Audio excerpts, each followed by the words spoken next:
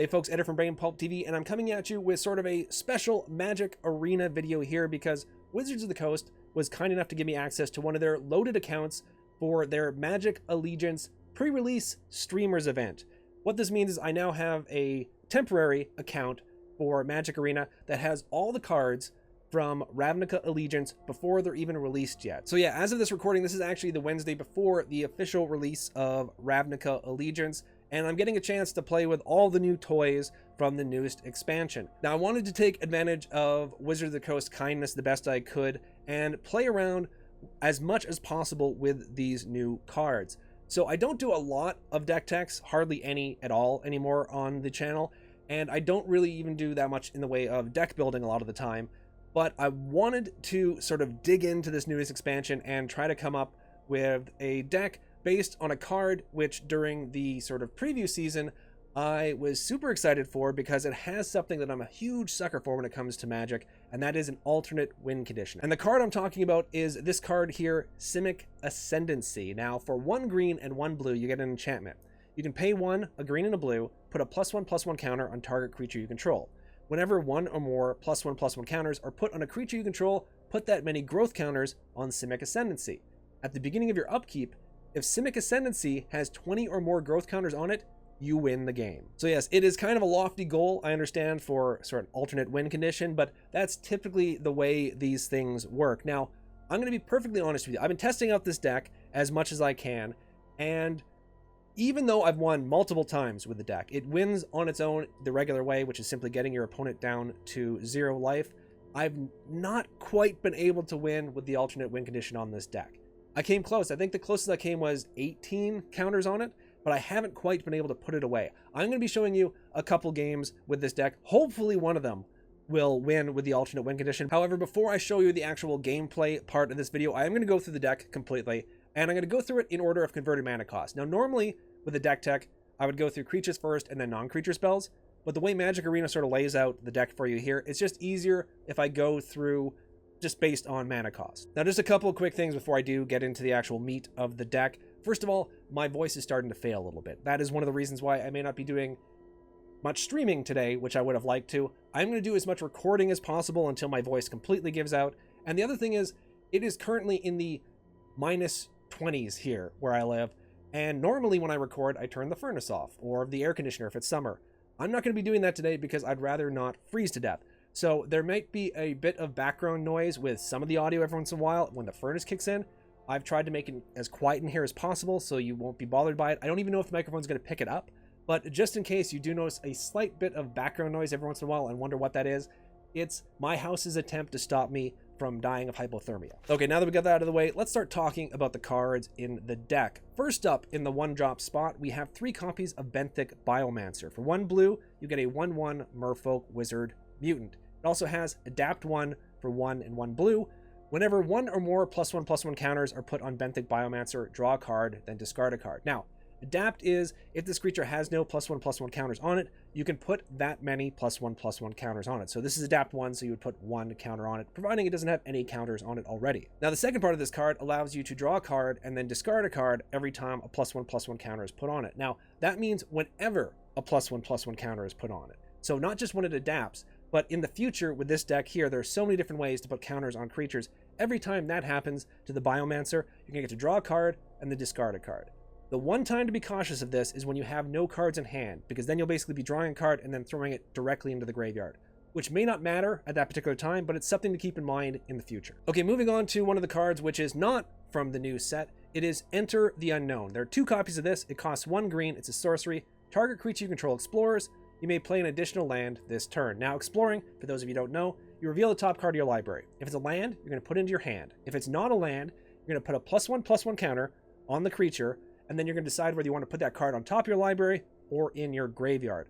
So it's a great way of potentially getting extra land into your hand or getting another counter on one of your creatures, as well as just filtering sort of the top of your deck to hopefully hunt for a card that you actually want to see. So moving on, still in the 2-drop spot, we have 2 copies of Essence Capture. For 2 blue, it's an instant counter target creature spell, put a +1/+1 counter on up to 1 target creature you control. Now, first up, it's a counter spell. I love counter spells, and it's also another way to put a +1/+1 counter on one of your creatures.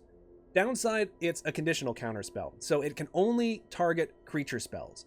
This is a type of card I might stock more in my sideboard, but with this particular event that's going on right now, there are no sideboarding. It's only single game matches, so I didn't really build a sideboard for this deck, and that is also why I've decided to put 2 Essence Capture directly into the main board of the deck. Moving on, still into the 2-drops, but the first multicolored spell we have in the deck, we have 2 copies of Combine Guildmage. For a green and a blue, you get a 2/2 Merfolk Wizard. It has pay 1, 1 green, tap it. This turn, each creature you control enters the battlefield with an additional +1/+1 counter on it. It also has pay 1, 1 blue, tap it, move a +1/+1 counter from target creature you control onto another target creature you control. This is here for, obviously, mainly for the adding counters to creatures that come into the battlefield. It's also a 2-drop, and I needed something to fill that sort of 2-drop spot.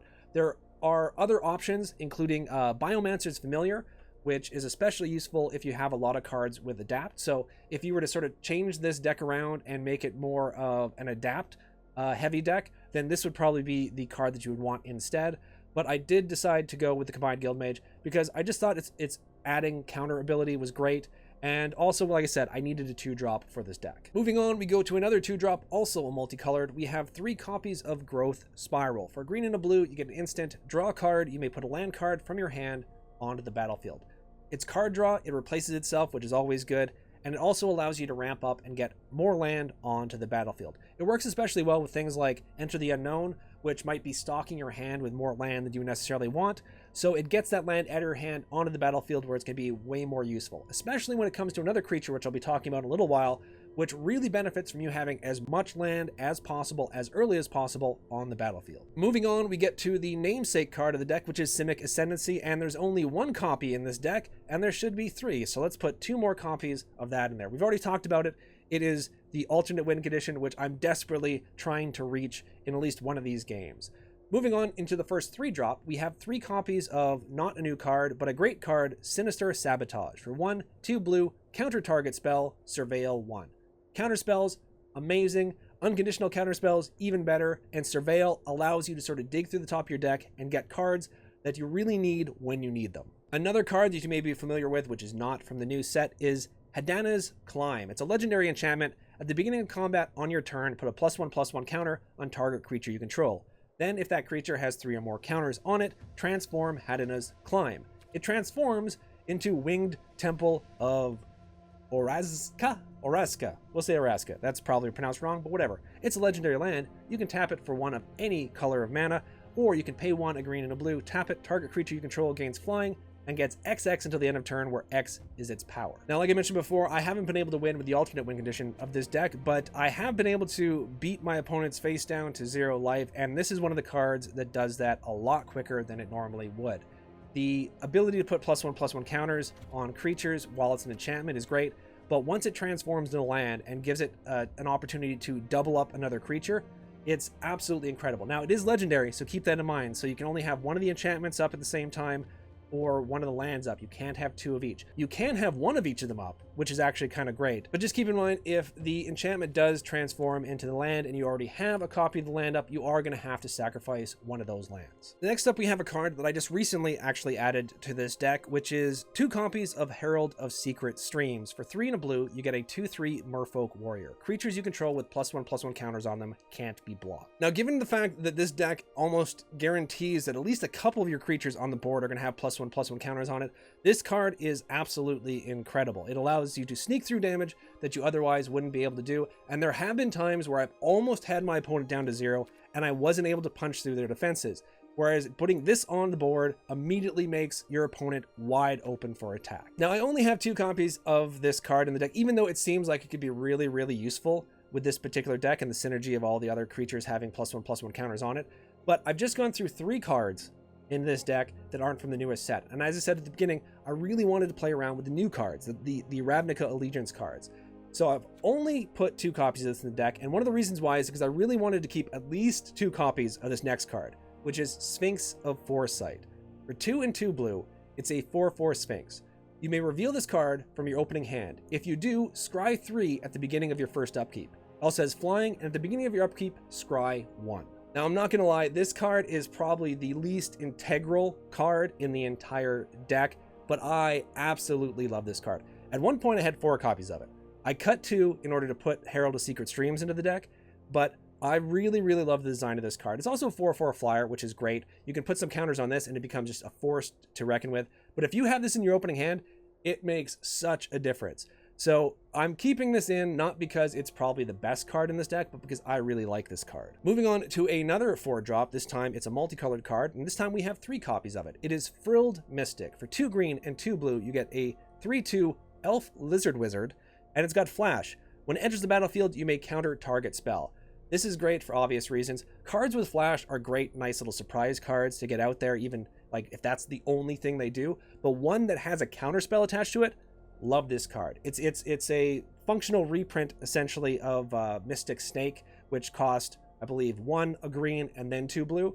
So it's a little more difficult to cast, but I really, really love this card. And this card has been super, super useful. Now, the next card in this deck is also a 4-drop, also multicolored. There are 2 copies of it. Now, I'm sort of on the fence when it comes to having this card in the deck. Not that I think the card is bad by any means. It's a great, great card, but I'm not sure if it's the best addition to the 4-drop spot.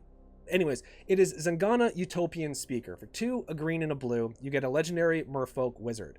When it enters the battlefield, if you control another creature with a +1/+1 counter on it, draw a card, which is great. It also has Adapt 4, but for 4, a green and a blue. Each creature you control with a +1/+1 counter on it has Trample. So yeah, as you can see, this card has a lot going for it. First of all, it's just a 4/4 for 4, which is good on its own. Its ability for you're almost guaranteed to draw a card when this hits the battlefield, because chances are you're going to have another creature with a +1/+1 counter on it. Its Adapt cost is high, 4, a green and a blue, but it's Adapt 4, which means this goes up to an 8/8. And then each creature you control with a +1/+1 counter on it has Trample. So much in the same way as Herald of Secret Streams, this card is going to allow you to get through some extra damage when you need it, when you might not have been able to because your opponent may have a ton of chump blockers. Now, the only reason I'm sort of on the fence about still having this card, because it is a great card in the deck, is because part of me wonders if I'd be better served by having an additional copy of Frilled Mystic, as well as an additional copy of the next card I'm about to talk about. And that creature is Galloping Lizrog. There are 3 copies of this currently in the deck. It is a 5-drop. For 3, a green and a blue, you get a 3/3 Frog Lizard. It has Trample. Whenever it enters the battlefield, you may remove any number of +1/+1 counters from among creatures you control. If you do, put twice that many +1/+1 counters on Galloping Lizrog. Now, given how many counters you can have spread out on the battlefield at any given time, this can be huge when it enters, because it's going to get twice as many of those counters that you're going to suck up into it, and boom, all of a sudden it is a gigantic creature. But more importantly, it is one of the best ways to get Simic Ascendancy up to 20. This creature, combined with the next creature I'm going to talk about, can be absolutely incredible for getting you to that secondary win condition. And that brings us to the final non-land card in this deck, and that is the Hydroid Crassus. Now, this is the only card which I put a full set of 4 into the deck. So for X, a green and a blue, you have a 0/0 Jellyfish Hydra Beast, which is a ridiculously wonderful combination of creature types. When you cast the spell, you gain half X life and draw half X cards, round down each time. It's got flying, it's got trample, and when it enters the battlefield, it enters with X +1/+1 counters on it. So this card just has so much going for it. Even if you're only able to cast it for 4, you're going to get 1 additional life, but you're going to get to draw a card as well too, and it's going to enter as a 2/2. Plus, there's so many other ways to put counters on creatures in this deck that this creature can keep on going up and up and up.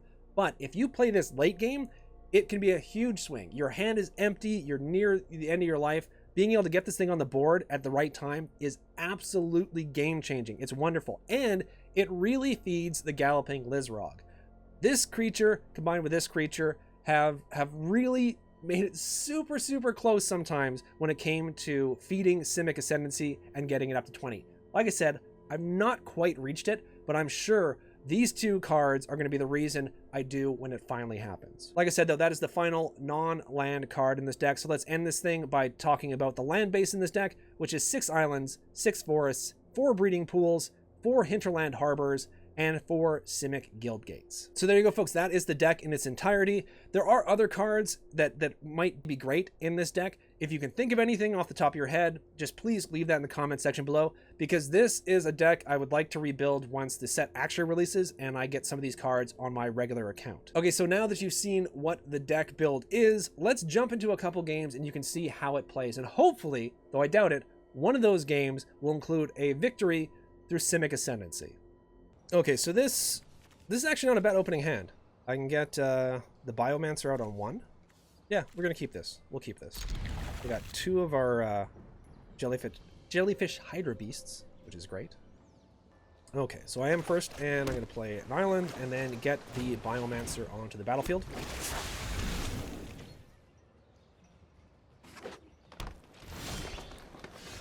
And I do control an island now, so I can bring this out. I'm going to pump him up. Get to draw a card, and then I'll have to discard. I want to keep my lands because I want that as well too. You know what? I may get rid of the Essence Capture. No, you know what? I'm gonna get rid of the forest. I'll get rid of the forest.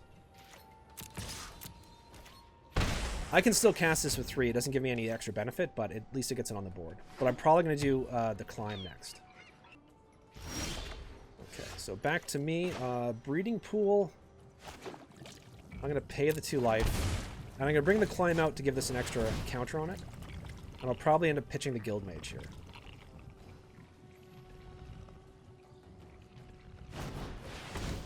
Okay. That is fine. That is fine. Gotta expect that when you're playing against blue. Now I'm kind of regretting pitching that forest, because I would have liked to be able to cast this for 4, but hey, well, this deck looks kind of familiar. Do I do the Guild Mage or do I do? Okay, I'm gonna swing in. And then I'm going to do the Guild Mage. Part of me wants to hold up with Essence Capture, but this could be useful as well, too, being on the board. But now I'm really kicking myself for pitching the Forest. I should have picked one of the other Hydras. That's kind of greedy, but sometimes greed can be good. So my opponent is really thinking about this next. Okay, so Druid going into some ramp. We just swing away with everything here, I think, and then Growth Spiral. I think that's the best way of doing it, because then I could possibly get a land. Yeah. We're going to swing in with both.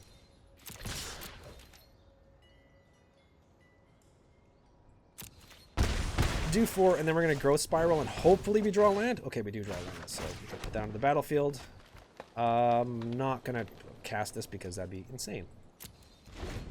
Because it would come in as a 0/0. Which is not good.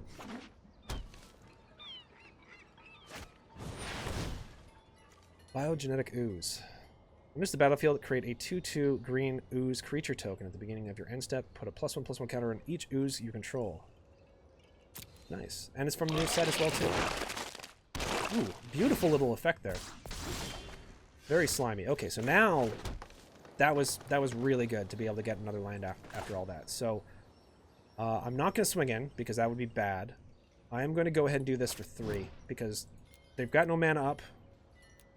So I can get this in, get an additional life, draw an extra card. Perfect. And no attacks. So now I've got my own 3/3. But it's got flying. So they're going to have to figure out some way to deal with this. Once again, hopefully they tap out again, because I'd love to be able to cast this for even more. So no luck with getting Simic Ascendancy out, so it doesn't look like if we do win this, we're going to win with the alternate win condition. Creating another ooze, which is fine, because those don't have reach or anything, so... Okay, so... another island.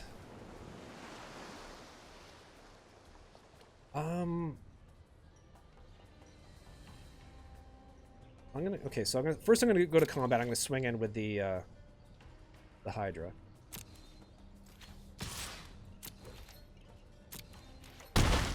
And then I'm going to cast this for an additional 4.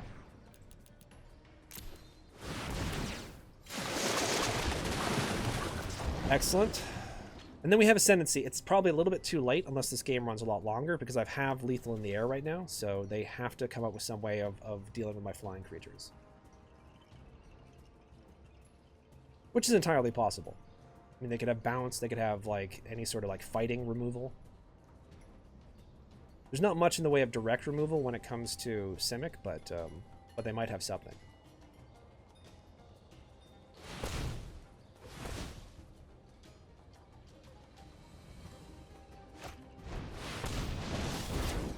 Okay.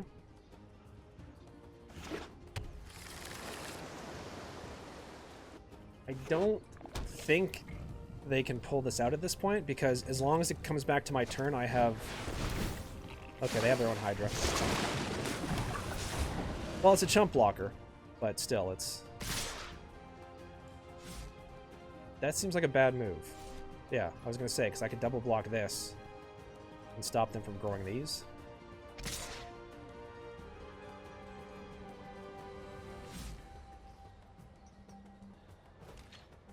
Okay, I'll take the 4. Yeah, I'll take the 4. I'm fine with that. Okay, so I do have Frilled Mystic. I imagine they're just going to chump with that, so I'm just going to move to combat. Swinging with both of these. They technically don't have to block, because it's not lethal at this point, but I'm guessing they will chump one of them. They're definitely thinking about it. Okay, so they do chump. They're down to 3. So we can do Simic Ascendancy and then still have enough up for the Mystic if they have something else that's going to ruin our day, so we're just going to end the turn. This is also going to allow me to pump up any of my creatures if I need to, so. But the main thing is having Frilled Mystic in my hand, be able to hard counter just about anything they have. Unless they're able to cast and back it up with a counter spell, which is entirely possible as well, too. Okay, I'm fine with that. Because they need to be able to deal with both of my flyers next turn.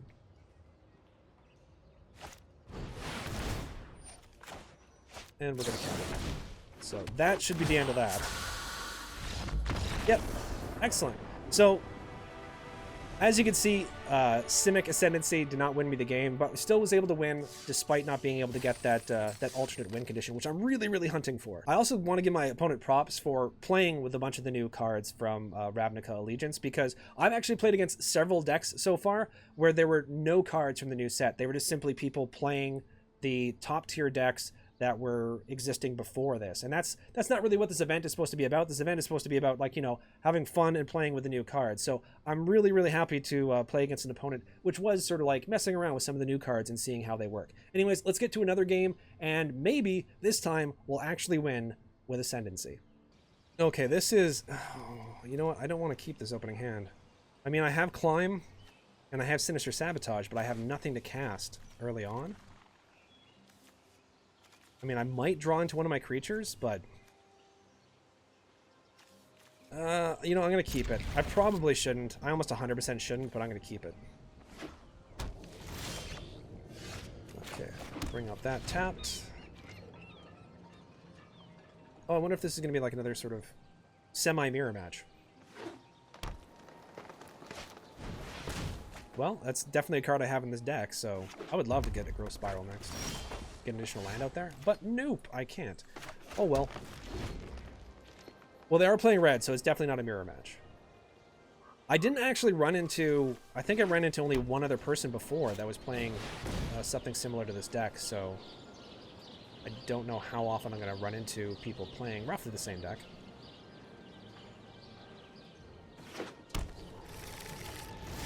I did run into someone playing that goat before. That goat that has... Was it a goat or a ram that gets bonuses by having gates on the battlefield? Which turned out to be a surprisingly great deck. What do I want to get rid of? I think I want to get rid of the land here. That kind of kicked me in the butt before, but I think it's safe to get rid of one of those lands. I got 2 more in my hand. Ooh. This should be interesting. Okay, well, I'm going to need to do something here. I mean, I can hold it for a counter next turn. I'm definitely going to be taking 5. I think I'm going to hold it for a counter, and then I'll be able to possibly flash in Mystic, and I'll have another creature on the board anyway, so I'm just going to go ahead and pass. No attacks. In turn. So we'll see if my opponent casts anything. Nope, because that's actually super important to his deck, because that's going to grow the Ram. So we're going to counter that.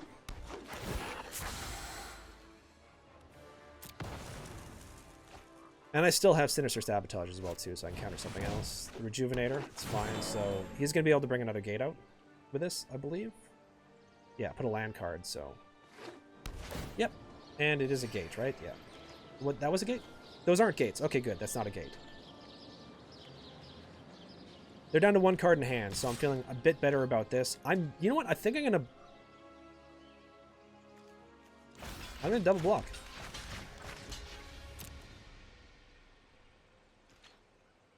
Yeah, might as well. Get rid of it.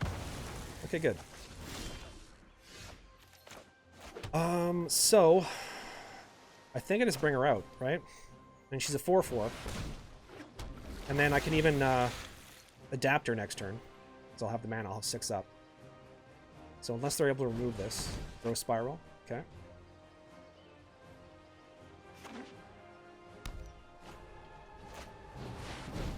And another Unsealing. Okay, so these could end up being insane. I haven't been able to do anything. They got no lands in hand, so...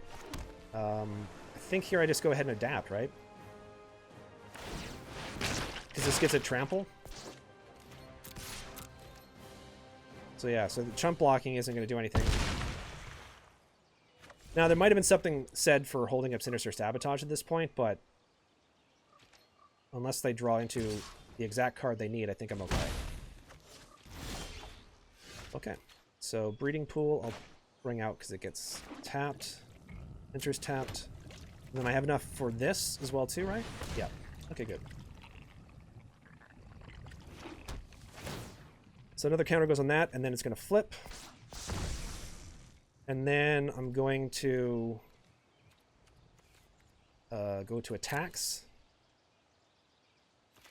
And then put a stop after blocks, and then all attack. 1 attacker. And then double up.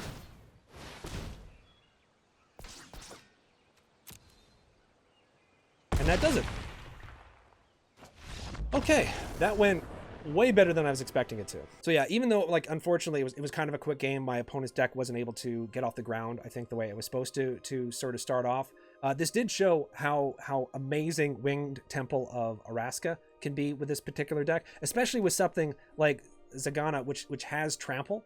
So yeah, this was able to sort of close out the game a lot quicker before my opponent was able to draw into some answers. Okay, since those games were fairly quick, let's move on to a third game with this particular deck. Now, I would love to keep recording until we get a win with the actual Simic Ascendancy win condition, but this event is only on for a limited period of time. Once the set is fully released, or officially released, I will definitely come back to this deck and try to record at least 1 victory using Simic Ascendancy. But for now, let's just see luck of the draw, what our next game is like, and hopefully it's a good one.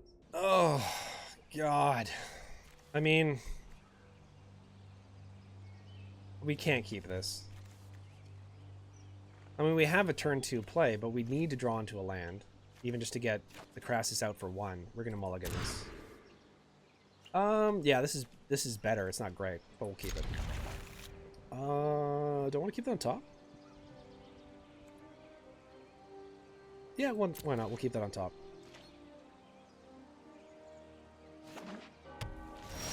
Okay, so we'll do the Guild Gate first because it comes in tapped. Okay. Aggressive start. Aggressive start. Okay, so we do have the 4th land we need. I think I'm going to grow Spiral here instead of doing Ascendancy, just to get another land out on the board. Okay, we'll put another land out, so the next turn we can bring Zingata. Or we can hold it for Frilled Mystic. Actually, maybe better to hold it for Frilled Mystic. We'll see what they cast here. Yeah, I think we're going to hold up for Frilled Mystic here. And then flash it out.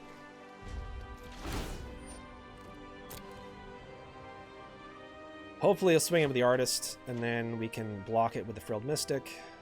Because I want to get rid of that Artist as quickly as possible. Yep. There we go.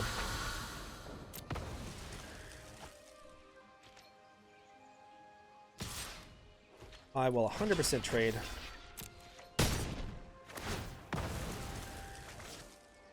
I'm taking damage, which is unfortunate, but... and then here I can... both Ascendancy and Zingata. Oh no, because I need one more land for that. We'll bring... we're gonna bring her out, because if we can adapt her next turn, that'd be huge for us. Now this deck, I believe, runs Lava Coil. It also runs Bedevil, which is a better card to be playing. Simply because of the event itself, it shows off one of the new cards. Let's do the Hydra, so at least we'll get to draw a card. And gain 1 life, which could be important for us. And we get a Guild Gate, which is perfect, so now we have 5 lands. 6. Math, Ed. 6. We have 6 lands up. Okay, the Artist. Man, we're getting beat down here. Do I want to? Yeah, you know what? I can't keep taking damage. So, Simic Ascendancy would have been great to have up before the Hydra, but you do what you can with what you have. At least this time I can both do Ascendancy and bring up the Sphinx.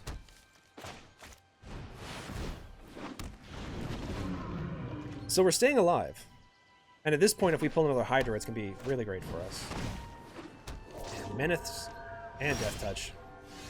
We do get to Scry.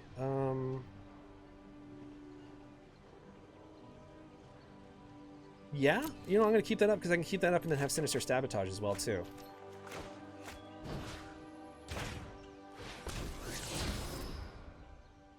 Another Simic Ascendancy. That can go to the graveyard. Well, there we go. We get a trigger on Ascendancy. I can do this and still have up for Sinister Sabotage as well, too, right? Yeah, okay. So we'll do that. Because this has got Menace, though, right? It does have Menace. Ugh, that's rough.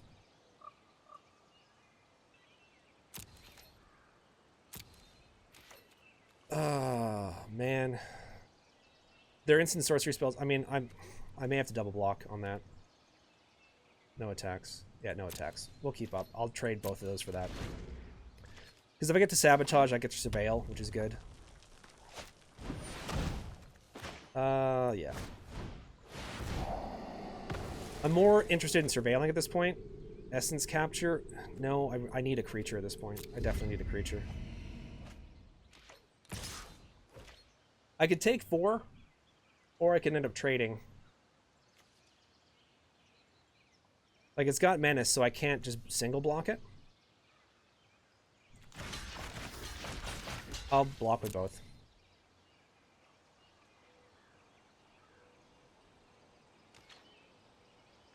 Gonna do 1 point each, and gonna take care of them both with the Death Touch. It's fine. So it just leaves this up. So now it's just basically we're both top decking mode. Ugh, an island. It's not what I want.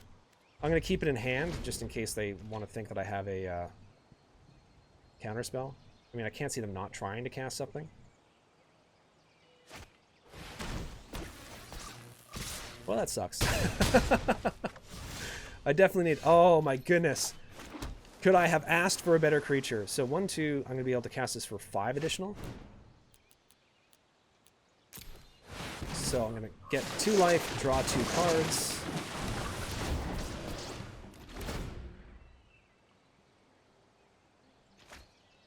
So this is at 6. I could put it to 16, potentially.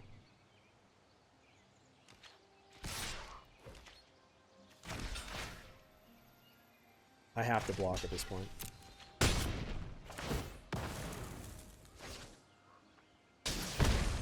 So I imagine he has burn.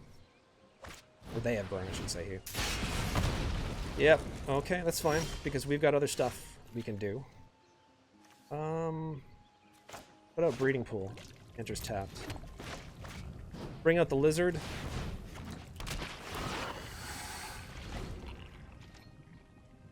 Ooh. Top decking mode for both of us. Now they've been drawing gas. Oh my god. Okay.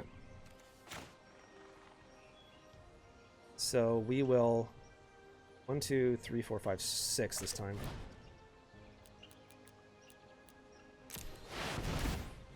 So we get to draw a bunch of cards.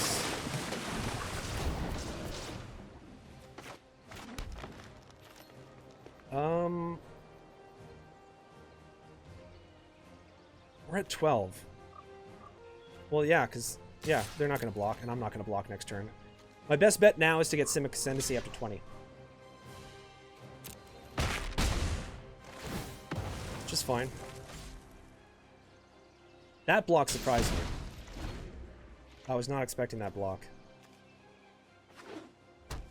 Okay. Can we do this? So let's bring that out.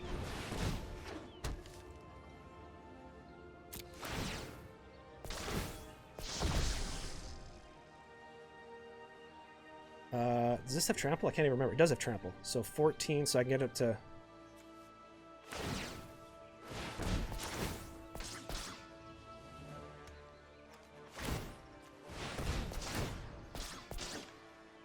Okay, and then no attacks. Or should I attack? No attacks. If it's a creature, I can counter it. And put a counter on this. So this is going up to 16.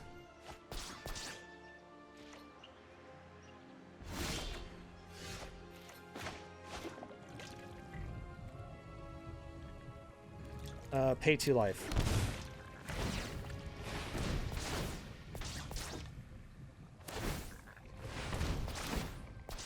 $18. 19. 20. So now we just... No attacks. We just have to not die this turn. We have to just not die this turn.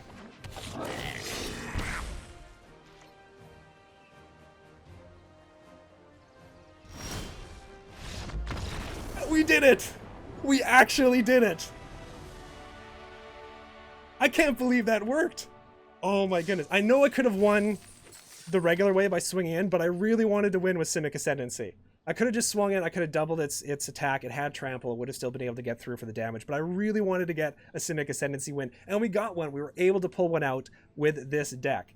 That is the first time I've been able to do it. I was able to do it on camera for you guys, so I hope you enjoyed it. Anyway, that is it for this video. I hope you guys got a kick out of seeing the deck, and I'm definitely going to be going back to this deck once the set itself is released. However, I was really, really happy to be able to get a chance to play this a bit early. And thanks once again to Wizards of the Coast and Magic Arena for giving me the opportunity to play in this pre-release event. I'm looking forward to doing some sealed next, so hopefully I'll be able to create a video for you guys on that. In the meantime, though, thank you guys so much for watching, for supporting the site, doing everything you guys do, liking, subscribing, telling your friends about the channel. You guys have been absolutely incredible, especially this last year. This last year has been really great for the channel, and it is all because of you guys. So thank you so much for all your support. And now with all that said, take care everyone. Have a wonderful day, night, morning, evening, whatever it is, wherever you are. May all your pulls be mythics, and I'll see you all again very soon.